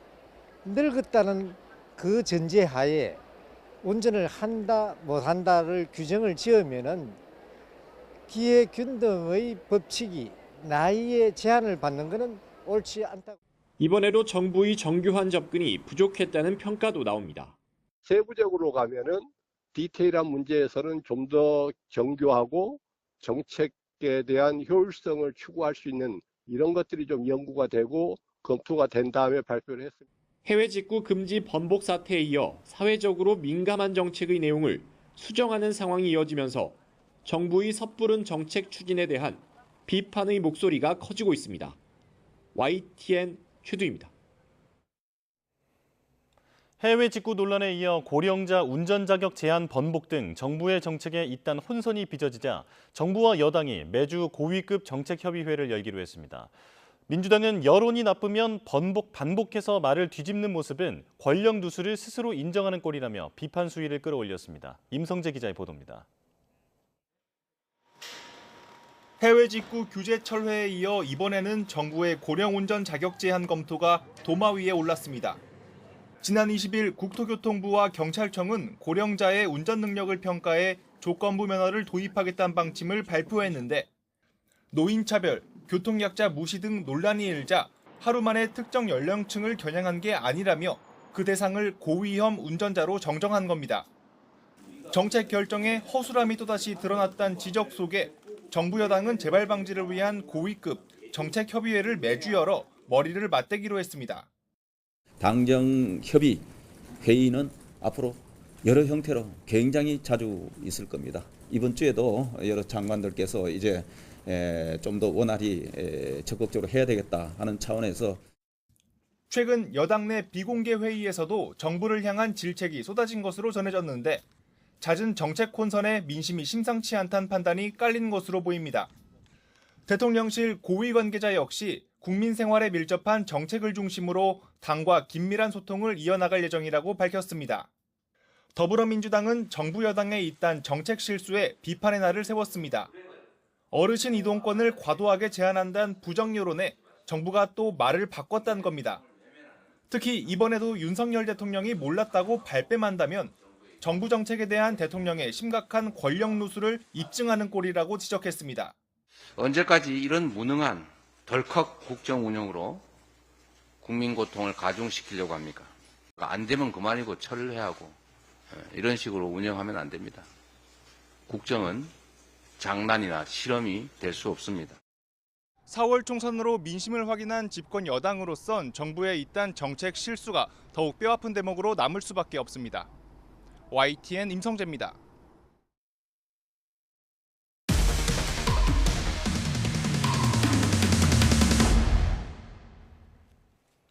짭짤한 수입을 거둘 수 있다는 부업 광고를 보고 귀가 솔깃한 경험 있으실 텐데요. 최근 신종 사기가 등장해 주의하셔야겠습니다. 음악에 평점만 매겨주면 돈을 준다는 이른바 음악 리뷰 사기인데 피해 금액이 많게는 억대에 달합니다. 윤태인 기자가 취재했습니다. 30대 A씨는 최근 휴대전화 애플리케이션에서 만난 외국인 여성으로부터 솔깃한 부업을 소개받았습니다. 음악을 듣고 평점을 매겨만 주면 짭짤한 수입을 올릴 수 있다는 처음 듣는 일거리였습니다. 네일 아티스트 그리고 유튜브 아르바이트 이렇게 두 가지 일을 하고 있다. 월 1,000만 원 이상의 수입을 얻고 있다. 이런 식으로 소개를 했습니다. 20곡에서 30곡 정도를 듣고 평점을 매겨 플레이리스트를 만들어주면 돈을 정산받는 구조였는데 특이하게도 곡마다 일종의 보증금을 내야 했습니다. 금액은 적게는 1,000원에서 많게는 수십만 원까지 천차만별이었는데 보증금이 클수록 돌아오는 수입도 많았습니다. 돈만 내고 떼이는 건 아닐까 의심도 들었지만 속는 셈 치고 두 차례 75만 원을 넣어본 A씨는 200만 원 넘게 수익을 올리자 점점 믿음이 생겼습니다. 하지만 문제는 세 번째 리뷰 때 벌어졌습니다. 보증금이 수천만 원대로 훌쩍 뛴 건데 그만큼 수익도 많아진다는 얘기를 믿고 7천여만 원을 넣었지만 덜컥 출금이 막혔습니다. 우리나라 돈으로 4천만 원 정도를 고액 인주 통로 비용으로 지불을 해야 이 돈을 출금을 받을 수 있다. A씨는 사기를 당했다는 걸 깨닫고 경찰에 신고했지만 그제야 최근 유행하는 신종 사기 수법이라는 얘기를 들었습니다. 인터넷에서는 음악 리뷰를 하다가 사기를 당했다는 게시글을 어렵지 않게 찾아볼 수 있었습니다. 해당 사이트에 접속해보니 주소는 다르지만 A씨가 피해를 본 사이트와 같은 화면이 나타났습니다. 취재진이 만난 다른 피해자도 똑같은 수법으로 사기를 당했는데 피해 금액이 억대가 넘는 경우도 있었습니다.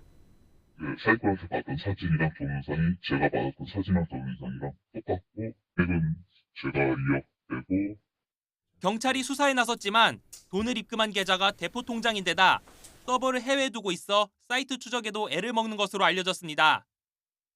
이런 신종 피싱 사기 피해를 줄이기 위한 관련법도 발의됐지만 곧 21대 국회 임기가 끝나는 만큼 구제책 마련까지는 시간이 걸릴 것으로 보입니다. YTN 윤태인입니다. 어젯밤 부산에 있는 고가도로에서 트레일러가 넘어져 3시간가량 도로가 통제됐습니다. 전북 군산에서는 전기자전거 판매점에서 불이 났는데 경찰은 전기자전거 배터리가 폭발한 것으로 추정하고 있습니다. 안보라 기자의 보도입니다. 도로를 달리던 트레일러의 오른쪽 부분이 갑자기 위로 들어올려집니다. 잠시 기우뚱하던 트레일러가 옆으로 넘어지고 뒤를 달리던 차량은 모두 비상등을 켠 채 멈춰섭니다. 부산 동서 고가도로에서 서면 방향으로 달리던 트레일러가 넘어진 건 어젯밤 9시 반쯤. 갑작스러운 사고에 두 개 차선이 3시간가량 통제됐습니다. 뒤에다 음주는 아니고 졸음도 아니고 지금 쉼터 쪽이거든요. 차량은 오른쪽 쉼터 방향으로 다 외조치돼갖고. 경찰은 트레일러가 화단과 부딪혀 사고가 난 것으로 보고 자세한 사고 원인을 조사하고 있습니다. 하얀 승용차 앞부분의 내부 부품이 훤히 들여다보일 정도로 크게 파손됐습니다. 다른 회색 승용차도 트렁크가 종이장처럼 찌그러져 견인차에 매달렸습니다. 어젯밤 9시 20분쯤 대전 하카 내거리에서 승용차 2대가 추돌했습니다. 사고는 유턴하던 승용차의 뒷부분을 마주오던 다른 승용차가 들이받은 것으로 파악됐습니다. 어제 오후 5시쯤에는 전북 군산시 조촌동에 있는 전기자전거 판매점에서 불이 났습니다. 다친 사람은 없었지만 옆에 있던 음식점으로도 연기가 퍼져 피해가 커졌습니다. 1시간 만에 불을 끈 소방은 전기자전거 배터리가 폭발한 것으로 추정하고 있습니다. YTN 안보라입니다. 가연성 물질을 실은 탱크로리가 운전자의 뇌경색 증상으로 고속도로 터널에서 연석 위에 올라가는 아찔한 사고가 발생했습니다. 오늘 새벽 1시 20분쯤 충북 보은군 수한면 청주 영덕고속도로 수한터널에서 청주 방향으로 달리던 탱크로리가 1차로에 있던 연석에 올라탔습니다. 차량에는 스틸렌이라는 가연성 물질이 실려 있었는데 다행히 누출되진 않아 큰 사고로 번지진 않았습니다. 경찰은 60대 운전자가 당시 의식이 없었던 상황이라며 뇌경색 증상을 보인 것으로 추정하고 있습니다. 한밤중에 도심에서 단체 추격전이 벌어졌습니다. 한 운전자가 음주운전을 하다 경찰이 쫓아오자 차를 버리고 달아난 게 발단이었는데요. 인근 건물에 숨어버려 수색이 막막해지려던 그 순간 용감한 시민들이 나타나 이들을 붙잡았습니다. 검거 상황 화면으로 보시죠. 어두운 밤 검은색 승용차 한 대가 빠르게 상가를 내달립니다. 그리고 차가 멈춰 섰는데 어찌된 일인지 운전자가 달아나는 듯한 모습을 보이는데요.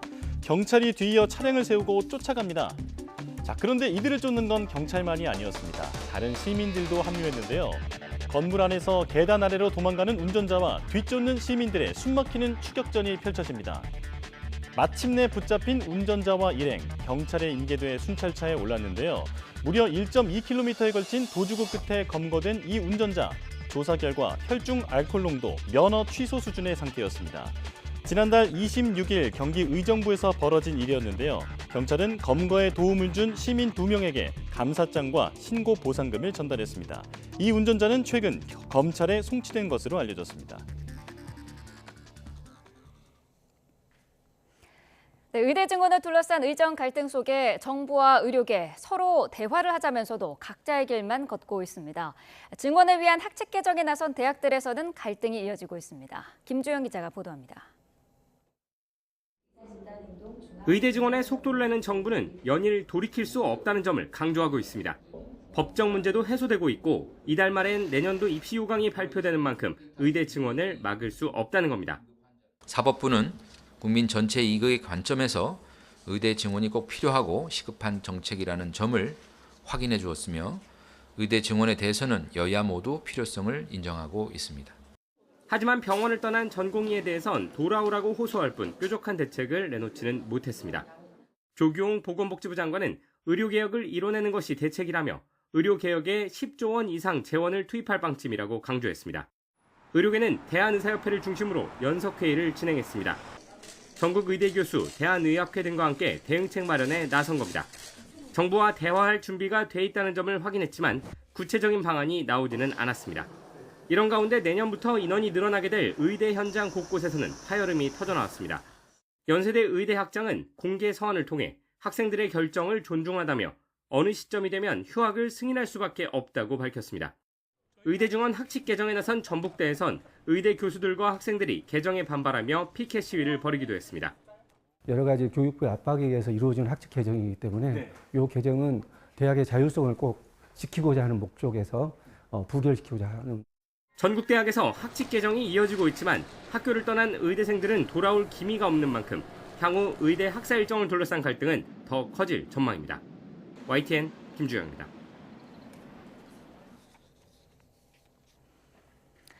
네, 정부의 의대 증원 처분을 멈춰달라는 집행정지 신청이 받아들여지지 않은 뒤 재항고한 의료계가 대법원에 신속히 결정을 내려달라고 촉구했습니다.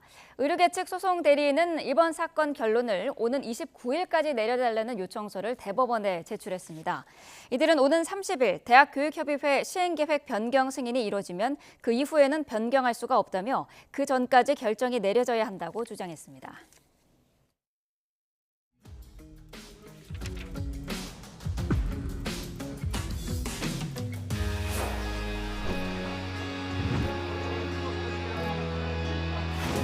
표준 평가 기준은 주민 동의율을 최우선으로 하여 세대당 주차 대수, 통합 정비 참여 주택 단지 수 및 세대 수 등 정량 평가를 중심으로 구성하였습니다.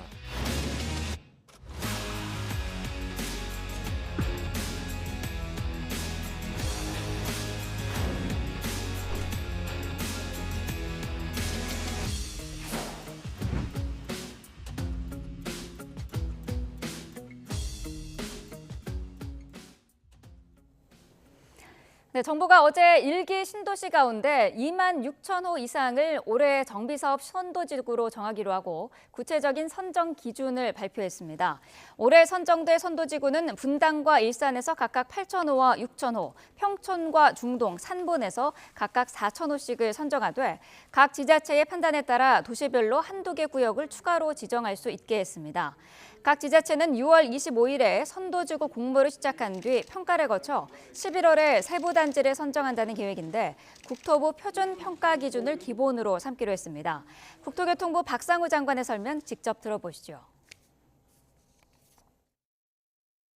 올해는 분당 8,000호, 일산 6,000호, 평촌, 중동, 삼본 각 4,000호 내외에서 선도지구를 선정하는 것을 원칙으로 하되 지역 여건에 따라 신도시별로 1 내지 2개 구역을 추가로 선정할 수 있도록 하였습니다. 표준 평가 기준은 주민 동의율을 최우선으로 하여 세대당 주차 대수, 통합 정비 참여 주택 단지 수 및 세대 수 등 정량 평가를 중심으로 구성하였습니다. 다만 지역별 여건 등을 고려하여 지자체가 필요하다고 인정하는 경우 개발 구상안을 접수받아 정성 평가할 수 있도록 하였습니다. 네, 전세 사기 피해 지원 특별법의 지원을 받을 수 있는 피해자 1,627명이 추가로 인정됐습니다. 국토교통부는 지난 한 달 동안 전세 사기 피해 지원위원회 전체 회의를 3차례 열고 1,627건을 최종 가결했다며 이같이 밝혔습니다. 지금까지 위원회에서 최종 의결한 전세 사기 피해자 등 가결건은 모두 17,060건입니다. 치킨값을 올리겠다고 발표했던 프랜차이즈 업체 BBQ가 인상을 8일간 유예하기로 했습니다. 제더시스 BBQ는 물가 안정에 조금이나마 보탬이 됐으면 하는 바람이라면서 이같이 밝혔습니다. 앞서 BBQ는 지난 21일 오늘부터 23개 제품 가격을 평균 6.3% 인상한다고 발표한 바 있습니다. 인공지능 칩 선두주자인 엔비디아가 시장 예상치를 웃도는 분기 실적을 발표했습니다. 뉴욕 증시는 미국 연방준비제도 의사록에서 금리 인상 목소리가 확인되면서 투자 심리가 다소 위축됐는데요. 우리 증시 흐름에는 어떤 영향이 있을지 박형중 우리은행 애널리스트 연결해 알아보겠습니다. 나와 계십니까? 네, 박형중입니다. 네, 간밤에 시장에서 큰 관심이었던 소식부터 알아보겠습니다. 엔비디아의 1분기 실적이 나왔는데 매출부터 이익까지 시장 예상을 훌쩍 뛰어넘었죠.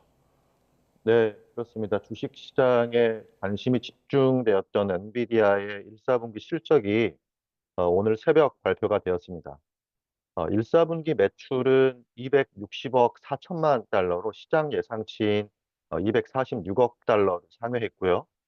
주당 순이익 역시 6.12달러로 시장 예상치인 5.6달러를 상회하는 서프라이즈를 보였습니다. 엔비디아 주가는 정규 장 시간에는 0.46% 하락을 했지만 장 마감 후 발표된 실적이 예상을 웃돌면서 주가는 지금 주당 1,000달러를 넘어선 상황이고요. 거기에 더해서 10대 1의 비율로 주식 액면 분할을 단행한다는 소식까지 더해지면서 투자 심리를 개선시켰습니다. 최근에는 통화 정책이 아니라 엔비디아가 지수를 이끈다는 말이 나올 정도로 엔비디아의 영향력이 큰 상황인데요. 10대 1의 주식 액면 분할도 발표했습니다. 향후 주가 전망은 어떻게 보십니까? 보통 액면 분할의 경우 기업의 본질적인 가치에 영향을 주는 요소는 아닙니다만 엔비디아처럼 실적도 좋고 투자자들의 관심이 높은 기업은 액면 분할이 호재로 받아들여지기도 합니다. 엔비디아 주가는 현재 한 1,000달러 수준입니다. 액면 분할이 단행이 되면 주가는 한 10분의 1 수준, 100달러 가량으로 낮아지기 때문에 그간 높은 주가로 투자를 망설였던 분들에게는 엔비디아 주식의 접근성이 높아지는 효과가 있을 것으로 기대되고요. 이것은 엔비디아 수급과 주가에 긍정적인 영향을 미치리라 생각이 됩니다. 특히 오늘 엔비디아가 1, 4분기 실적 결과와 함께 내놓은 2, 4분기 실적 가이던스도 긍정적이기 때문에 앞으로 엔비디아 주가는 상승 흐름을 이어갈 공산이 크다라고 판단하고 있습니다. 예. 자, 그런데 뉴욕 증시의 투자 심리는 조금 위축된 모습이었습니다. FOMC 의사록이 발표됐는데 매파적 발언들이 많이 나왔더라고요. 이 영향도 있었을까요? 네, 그렇습니다. 오늘 뉴욕 증시는 3대 지수 모두 하락 마감했습니다. 매파적으로 확인된 FOMC 의사록 때문이었습니다. 공개된 FOMC 의사록에 따르면 다수의 연준 위원들은 인플레이션에 대한 우려를 표명했고 기준금리 인하에 신중해야 된다라는 입장인 것을 확인했습니다. 고금리 상황이 좀 더 오래 유지될 수 있음을 시사하는 이번 FOMC 의사록 내용이 주식시장에 부담을 준 때문으로 풀이됩니다. 연준이 기준금리 인하에 서두르지 않을 것이라는 것이 확인이 됐고 160억 달러 규모의 미 20년물 국채 입찰 응착률도 낮은 것으로 나타나면서 미 국채 금리는 전일에 비해 4.2bp 상승한 4.87%, 미 10년물 국채 금리는 1.2bp 오른 4.42%로 장을 마감했습니다. 네, 이제 우리 증시 얘기도 해보겠습니다. 미국 증시를 포함해서 전 세계 증시는 최근에 신고가를 기록하면서 줄줄이 상승하고 있는데 우리 코스피는 박스권에 갇힌 모습이거든요. 어떤 영향 때문일까요? 네, 전 세계 주요 주식들은 사상 최고치 근처에 가 있지만 우리나라 주식은 박스권에 머물러 있습니다. 대표적인 이유로는 우리나라 대표 주식이라고 할 수 있는 삼성전자 주가가 추진했기 때문입니다. 오늘 아침 엔비디아 실적이 긍정적으로 발표가 되면서 우리나라 반도체 업종에 대한 기대를 높이는 요인으로 될 수 있을 것 같고요. 투자 심리에도 긍정적인 영향을 미치리라 생각이 됩니다. 다만 연준의 기준금리 인하 시기와 폭에 대한 불확실성이 여전히 남아있고 이 삼성전자의 실적 전망에 대한 불투명성도 여전히 남아있기 때문에 우리나라 증시에 미치는 영향력은 제한적이라 생각하고 있습니다. 예. 자, 이런 가운데 오늘 한국은행은 금통위를 열어서 기준금리 조정 여부를 결정합니다. 이제 동결이 유력해 보이는데 어떻게 전망하십니까? 네, 오늘 5월 한국은행 금융통화위원회가 개최가 됩니다. 대다수 전문가들은 기준금리가 현 수준에서 동결될 것으로 전망을 하고 있습니다. 5월 FOMC 의사록에서 연준이 기준금리 인하에 서두르지 않을 것임을 확인한 이상 한국은행도 기준금리 인하에는 신중한 모습을 보이리라 예상을 합니다. 특히 물가가 여전히 한국은행 물가 안정 목표인 2%를 상회하고 있고 기준금리 인하가 필요할 만큼 경기 여건이 지난해보다 악화된 상황도 아니기 때문에 당분간 한국은행은 기준금리를 동결 기조를 이어갈 것으로 예상을 하고 있습니다. 예, 역시 물가 흐름이 불안해 보이기 때문에 동결이 예상된다라는 말씀이신데요. 자, 수정 경제 전망도 발표를 앞두고 있습니다. 기존의 2% 초반에서 중반으로 올라갈 것으로 보는 시각이 많은데 분위기가 어떻습니까? 네, 국내 경제는 고금리 영향으로 여전히 소비와 건설 같은 내수 부분은 부진합니다. 하지만 반도체를 중심으로 우리나라 수출 개선세가 뚜렷해지면서 올해 성장률은 한국은행이 당초 예상했던 2.1%보다 상향 조정될 가능성이 커 보입니다. 이미 지난주에 국책연구기관인 KDI가 올해 한국 경제 성장률 전망치를 2.6%로 상향 조정했고 국내외 주요 연구기관들도 성장률 전망치를 상향하는 쯤에 있습니다. 한국은행 역시 이번에 수정경제 전망을 통해서 올해 성장률 전망치를 2.5% 전후로 상향 조정할 가능성이 크다라고 보고 있습니다. 예. 자, 오늘 오전에 이제 이창용 한은 총재가 어떤 메시지를 내놓을지 주목해서 봐야겠습니다. 우리은행 박형중 애널리스트와 함께했습니다. 고맙습니다. 예, 감사합니다. 중국 정부가 미국의 제재와 관세 폭탄에 반발하며 미국 방산기업 12곳과 정치인 등에 대한 맞불 제재에 나섰습니다. 미국 정부는 받아들일 수 없다며 비판했습니다. 워싱턴 권중기 특파원입니다.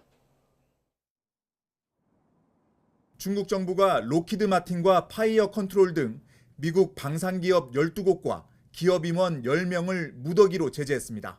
타이완에 무기를 판매했다는 게 이유입니다. 최근 미국이 러시아 방위 산업을 지원한 중국 기업을 제재한 데 따른 보복이라는 점도 분명히 했습니다. 앞서 중국 외교부는 마이크 갤러거 전 의원도 제재 대상으로 지정했습니다. 하원 중국특위 위원장을 맡아 틱톡 금지법을 주도하고 타이완 지원에 앞장선 인물입니다.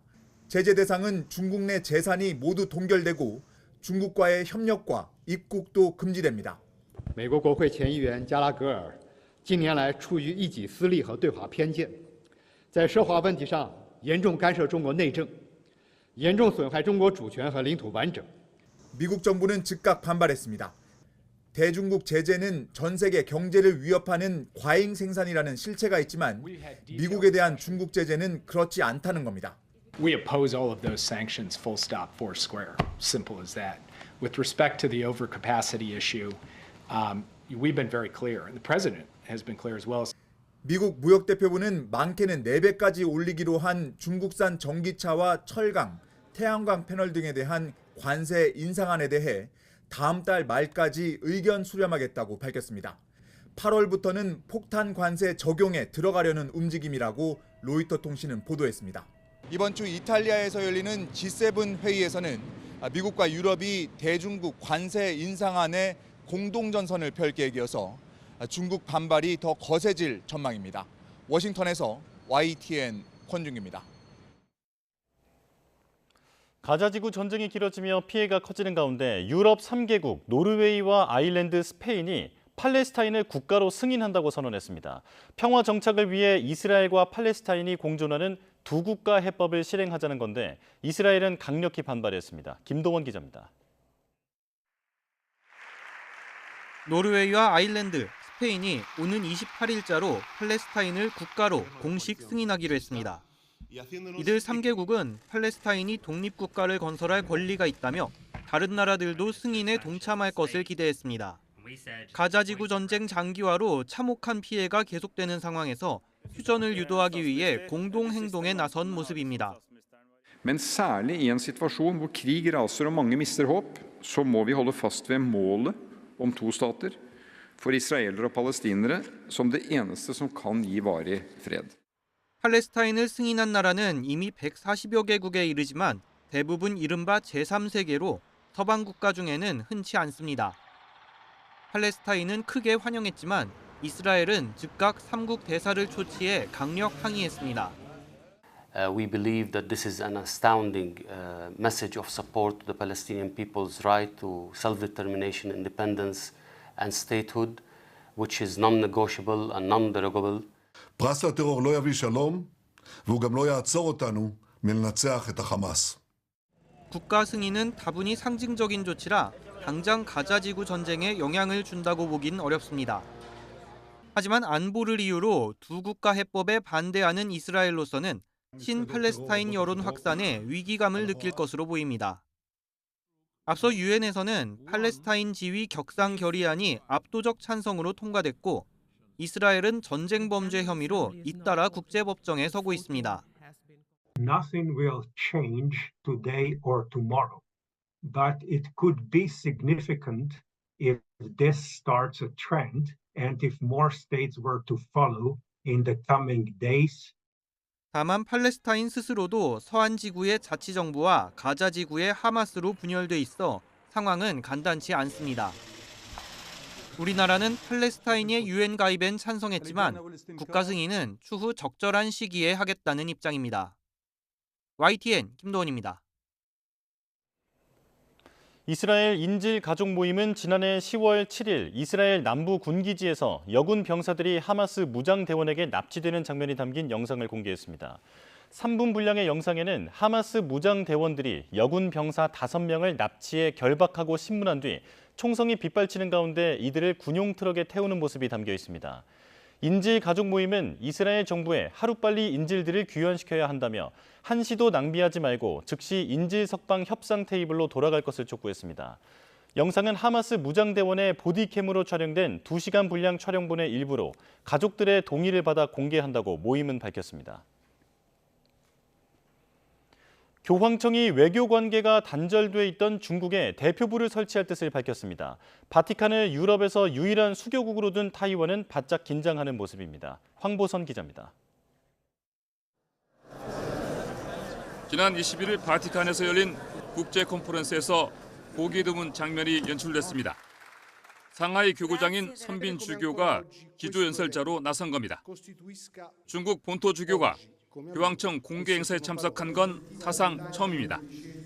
교황청 측은 큰 의미를 부여하면서 중국의 대표부를 설치하고자 한다는 뜻을 밝혔습니다.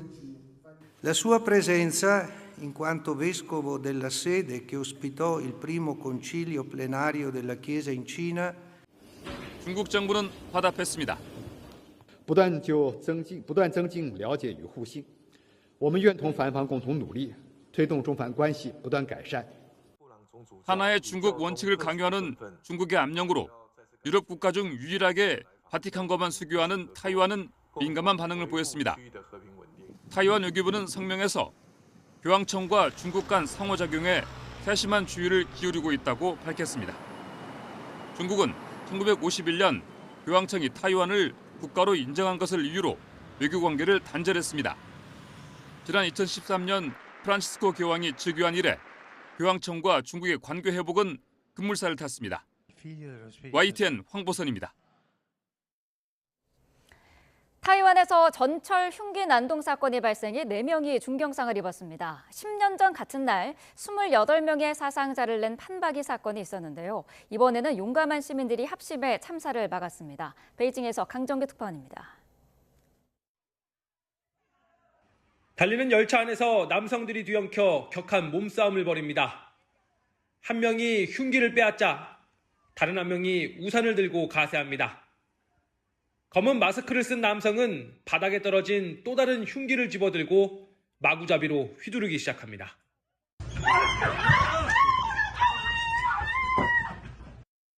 이번엔 한 중년 남성이 흉기 난동범을 벽에 밀어붙였고 나머지 승객들이 몰려와 도왔습니다.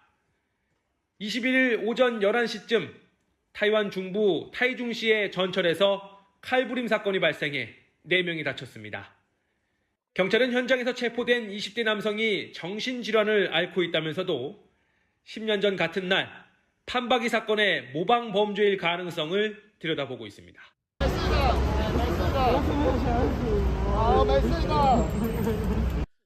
앞서 2014년 5월 21일 타이페이 전철에서 21살 대학생의 묻지마 흉기 난동으로 4명이 숨지고 24명이 중경상을 입었습니다. 타이완 사회는 꼬박 10년 만에 되살아난 악몽에 괴로워하면서도 이번엔 시민들의 용기로 참변을 막을 수 있었다는 점을 위안으로 삼았습니다.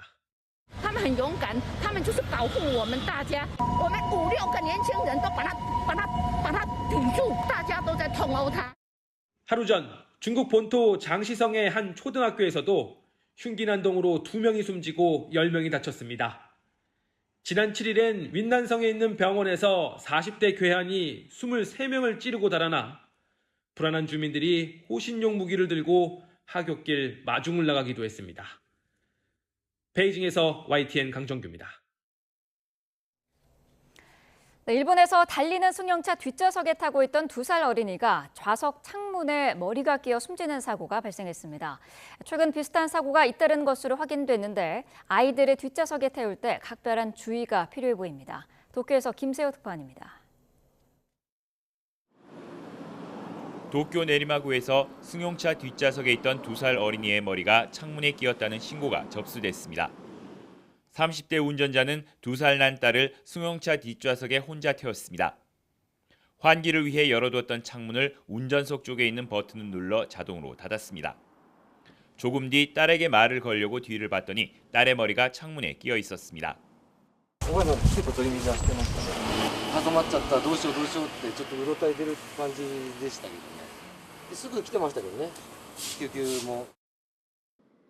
아이는 병원으로 옮겨졌지만 1시간 만에 결국 숨졌습니다. 경찰 조사에서 운전자는 아이를 뒷좌석 어린이 시트에 앉혔지만 안전벨트는 매지 않았다고 말했습니다. 지난해 12월 카가와현에서는 2살 남자아이가 뒷좌석 창문에 목이 끼어 중태에 빠졌습니다. 2016년에도 니가타현에서 2살 남자애가 똑같은 사고를 당하는 등 일본에서는 비슷한 사고가 잇따르고 있습니다. 자동으로 닫힌 자동차 창문은 틈만 있으면 어른은 어렵지 않게 열 수 있습니다. 하지만 아이들은 역부족입니다. 끼임 방지 장치도 모든 차량에 설치되어 있는 것은 아닙니다.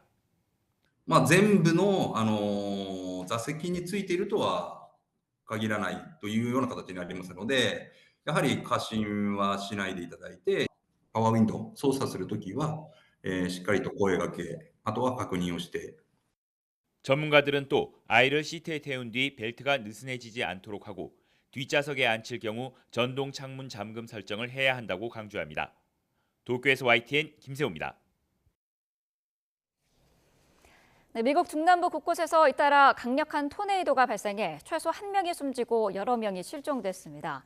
아이오와 당국은 15개 카운티에 비상사태를 선포하고 현지 시간 21일 곳곳에서 발생한 토네이도로 인한 실종자를 수색하는 한편 피해 상황을 집계하고 있다고 밝혔습니다. AP통신은 아이오와주 그린필드 남서쪽에서 차를 몰고 가던 한 여성이 폭풍 후에 차량이 휘말려 날아가면서 숨졌다고 보도했습니다. 네, 유럽연합이 2026년 본격적인 탄소 국경세 시행을 앞두고 지난해 말부터 우리 수출 중소기업에게도 각종 의무를 부과했습니다. 준비가 되지 않은 중소기업들의 고민이 깊어지는 가운데 정부가 관련 대책을 내놨습니다. 박기환 기자입니다. 폴란드에 첨단 물류 장비를 수출해온 이 업체는 지난해 고객사의 요구를 받고 크게 당황했습니다. 제품 제조 과정에서 발생한 탄소 배출량을 문서로 제출하지 않으면 벌금을 물 수 있다는 EU의 방침 때문이었습니다. 저희들 같은 중소기업들은 시간적으로, 비용적으로, 인적 인프라적으로 상당히 열악한 상태거든요. 지금도 저희들은 사실 막막한 건 사실입니다. 유럽연합의 탄소 국경 조정 제도는 철강, 알루미늄 등 6개 품목의 생산 과정에서 배출된 탄소량이 EU 자체 제품보다 많을 때 그 차이만큼 수출 기업에 비용을 부과합니다. 2026년 본격 시행을 앞두고 지난해 10월부터 시범 운영에 들어갔고 올해 3분기부터는 정확한 탄소 배출량을 제출해야만 합니다. 준비가 부족한 중소기업 입장에선 막막하기만 한데 탄소 배출량을 제출하려고 해도 넘어야 할 산이 많습니다. 이렇게 각기 다른 크기의 알루미늄과 철강 소재를 사용해 완제품이 만들어지는 만큼 정확한 탄소 배출량을 계산하기가 더 어려운 겁니다. 원재료를 재련 가공하는 단계에서 얼마나 탄소가 배출됐는지 알아낼 방법도 없습니다. 이제 인도나 호주, 중국, 러시아 쪽에서 원료를 수입하는 과정에서 그런 상공정에 대한 배출 정보를 명확하게 알려주지 않기 때문에 유럽 쪽에 수출하는 데 있어서 자료 제출이 쉽지가 않은 그런 환경에 처해 있습니다. 숙제를 떠하는 중소기업만 1,300여 곳, EU 수출 기업의 73%가 넘는 것으로 나타나자 결국 정부가 팔을 걷어붙였습니다. 수출 규모가 큰 기업부터 1대1로 탄소 배출량 산정 방법 등을 컨설팅하고 인증서 구입 등을 직접 지원하기로 했습니다. 여기에 근본적인 탄소 감축을 위한 지원도 함께 발표됐습니다. 탈탄소는 이제 선택이 아닌 필수가 될 수밖에 없을 것 같습니다. 우리 중소기업들의 역량, 글로벌 역량이라는 차원에 있어서 이 새로운 제도와 기반을 만들어가는 것도. 탄소 국경세를 시작으로 전 세계적인 환경 규제가 강화되는 가운데 우리 중소기업들의 고민은 깊어지고 있습니다. YTN 박견입니다. 일본 프로리그로 떠났다가 1년 만에 국내로 복귀한 이대성 선수가 기자회견을 열고 최근 논란에 입을 열었습니다. 갑작스럽게 국내로 복귀해 논란을 키운 점에 대해서는 사과했지만 원소속팀인 가스공사가 불쾌함을 나타내면서 논란은 가라앉지 않고 있습니다. 양시창 기자입니다. 일본 B리그에 진출한 지 한 시즌 만에 이대성이 국내 복귀 기자회견을 열었습니다. 지난해 8월 해외 진출을 발표하는 기자회견을 연 지 불과 9개월여 만입니다. 무거운 표정으로 입을 뗀 이대성의 첫 마디는 죄송하다는 사과였습니다. 먼저 죄송하다는 말씀 드리고 싶고 가스공사에도 가스공사 팬분들한테도 이런 일이 벌어진 것 자체가 주체가 저니까 거기서 먼저 사과 말씀 드리고 싶고.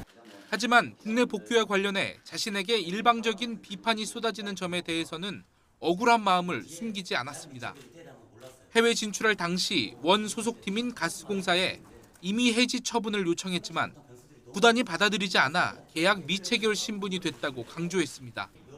이 같은 결정으로 국내에 복귀하지 못할 수도 있는 위험 부담은 본인이 감수했다는 겁니다.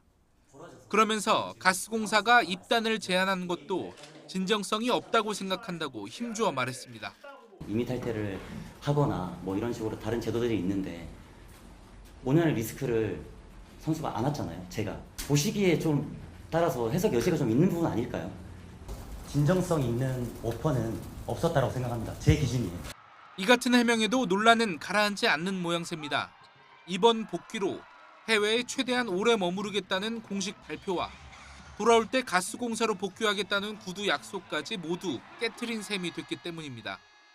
특히 이대성이 복귀팀으로 삼성을 선택하면서 사실상 아무런 보상을 받지 못하게 된 가스공사는 이대성의 기자회견을 보고 실망감이 더 커졌다면서 향후 대응 방안을 검토하고 있다고 밝혔습니다. YTN 양시창입니다. 프로야구는 확률 게임이라고 하죠. 승률 3할 때 꼴찌팀이 승률 6할 때 1위 팀을 2번 연속 이길 확률은 얼마나 될까요? 롯데가 그 희박한 가능성을 현실로 만들었습니다. 이경재 기자입니다. 안경 에이스 박세웅의 날이었습니다. 선발 투수로 마운드에 올라 순위와 팀 타율 1위 기아 타선을 8회까지 꽁꽁 틀어막았습니다. 삼진은 2개밖에 없었지만 가볍게 맞춰 잡는 투구로 안타 4개에 한 점만 내주고 시즌 5번째 승리를 챙겼습니다. 롯데 타선도 3회 김민성의 2타점 적시타로 먼저 달아났습니다. 5회와 7회에는 레이에스가 희생타와 안타로 귀중한 추가점을 더했습니다. 롯데 마무리 김원중은 9회에 나와 안타와 볼넷을 연속해서 내주며 역전 위기에 몰렸지만 원한 만루에서 김선빈을 외야 플라이로 잡고 3루주자 박정우까지 홈에서 아웃되며 승리를 지켜냈습니다. 2연승을 한 롯데는 반등의 분위기를 잡았고 충격의 2연패를 당한 선두 기아는 2위권 팀들의 2게임차 추격을 허용했습니다. 100점 만점에 90점 정도 될 것 같습니다. 9이닝까지 다 던졌으면 100점이지 않을까 그런 생각이 좀 드는 것 같습니다.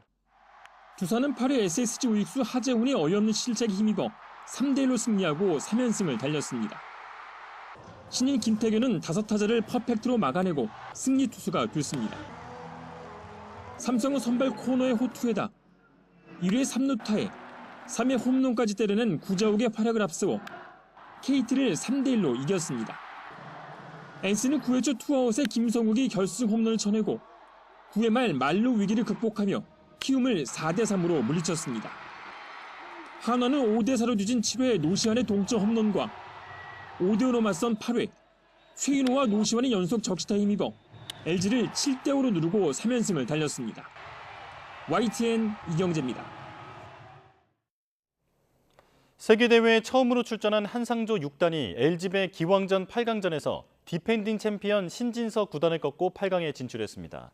한상조 6단은 8강전에서 커제 9단과 격돌합니다. 박정환 9단은 일본의 시바노 도라마루 9단을 상대로 불계승을 거뒀고 변상일 9단은 중국의 강호 미위팅 9단에게 2집 승리를 거뒀습니다. 16강 대국이 모두 끝나고 우리나라 선수 6명, 중국 선수 2명이 8강에 올랐습니다. 항저우 아시안게임 금메달리스트인 쉬하오홍을 이긴 이지현 9단은 중국의 딩하오 9단과 8강 대결을 펼치고 박정환 9단은 변상일 9단, 신민준 9단은 원성진 9단과 4강 진출을 두고 대결합니다. 최근 이른바 서울대판 N번방 사건의 파장이 큰데요. 서울시가 인공지능 AI를 이용해 아동 청소년 성착취물을 찾아내는 기술을 전국 최초로 개발했습니다. 키워드 입력부터 영상물을 찾아내기까지 90초밖에 걸리지 않아 2차 피해를 신속히 예방하는 데 큰 도움이 될 것으로 보입니다. 차정윤 기자입니다. 검색 키워드에 여고생 동영상이라는 단어와 사진을 넣자 안면인식 나이와 함께 온라인에 퍼진 관련 영상 건수가 나타납니다. 서울시가 개발한 디지털 성범죄 추적 감시 프로그램입니다. 전국 최초로 아동 청소년 대상 성착취 동영상 감시 시스템에 AI 안면인식 기술을 적용했습니다. 특히 피해자 얼굴이 나오지 않아도 교복과 같은 의상과 주변 사물만으로도 영상의 특성을 파악할 수 있습니다. 책가방, 책 또는 테디베어 같은 인형까지 검출을 해내고요. 저희가 검출된 이런 객체들은 기존에 1,500장 정도 되는 학습 데이터를 기반으로 아동 청소년 대상물에 대한 여부를 판단하는 데 활용을 하고 있습니다. 키워드 입력부터 영상물 검출까지 걸리는 시간은 90초. 삭제 지원관이 직접 검색해 찾아낼 때 걸렸던 2시간과 비교하면 시간은 80분의 1로 줄고 검색 정확도는 300% 이상 높아졌습니다.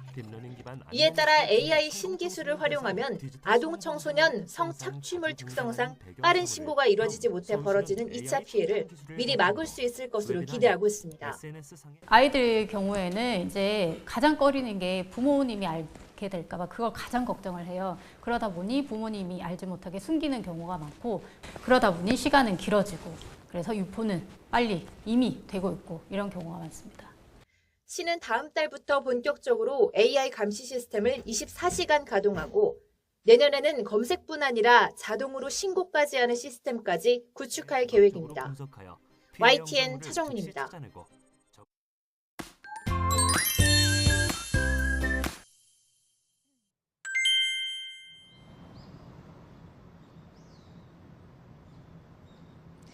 요즘 기온 변화가 무척 들쑥날쑥합니다. 아침 저녁으로는 선선함이 감돌지만 한낮에는 마치 여름처럼 더운데요.